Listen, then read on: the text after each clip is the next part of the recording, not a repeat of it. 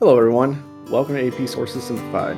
We are moving to the next historical thinking skill category of our AP review, which is looking at major turning points in U.S. history. If you're interested in the review assignment, it is in the video information below. In this video, we are looking at how much of a turning point was the Declaration of Independence.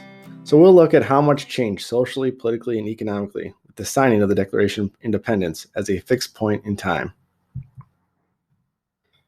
First, let's take a look at the economic realm. Before the Declaration of Independence, the American colonies were under the British mercantilist system. The preceding years had seen the British really clamp down on smuggling and restricting trade with only Great Britain. There had been a series of taxes the British government had tried out, from the Stamp Act to Sugar and Tea Acts. The people most affected by these restrictions and taxes were large plantation owners, as they could not seek the highest bidders for their cash crops, and merchants, especially in northeastern cities like Boston and New York. Most Americans were small-scale subsistence farmers, and these systems and taxes did not play a huge role in their lives. The immediate effect of the Declaration of Independence was a breakaway from the British mercantilist system. Now the trade restrictions are gone, and the taxes were gone. Looking further on, after the Declaration of Independence, the picture is a bit more muddled. Initially, there was economic turmoil, as the American currency was worthless. The U.S. owed a lot of money to foreign countries, and the government under the Articles had a hard time raising revenue through taxes. So the country's credit rating was terrible. For merchants, times were also difficult. While now they did not have to worry about the mercantilist system, they still had a hard time transporting and trading goods with European countries. Specifically, France and Great Britain had very little respect for American merchants and would regularly seize ships and impress sailors into their navies. This did not totally gum up trade, though, as the South now had a strong European market bidding for their cash crops. Once the Constitution was passed and Washington became the first president, a stronger central government meant more national coordination with the economy. Hamilton's economic program was enacted, which brought about controversial tariffs, a national bank, and imposed an excise tax on whiskey. All of these led to division within the U.S., but the economy began to stabilize and grow. Next, let's take a look at the social landscape. In this category, there are not a whole lot of changes. Before the Declaration of Independence, the social ladder looked like this. You had British officials on top, then colonial elites, which would include everyone from large plantation owners to wealthy merchants. Then the vast majority of Americans who were small-scale subsistence farmers. Looking at specific social groups, free men are clearly at the top, with free women having few rights at all below them, and slaves of any gender at the bottom.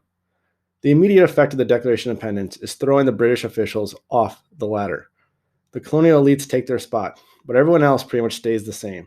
Despite the Declaration of Independence having grand ideas about life, liberty, pursuit of happiness, and equality, that seemed to be meant for only a few, as it would take a long time for America to live up to those ideals. There were a few calls for equality from Abigail Adams, who wrote to founding father John Adams and asked him to remember the ladies when forming the government of this new country. But by and large, the ladies will be forgotten.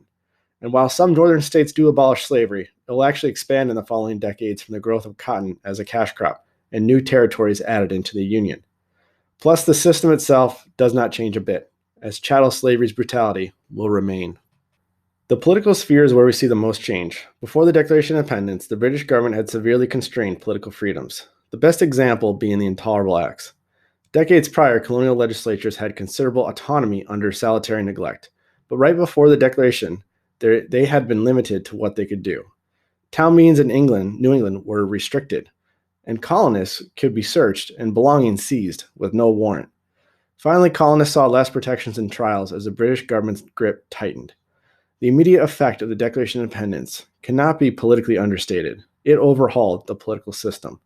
Now Americans had to set up their own government, and partially because of their previous experience under, in their view, British tyranny, colonial leaders set up a very weak central government called the Articles of Confederation.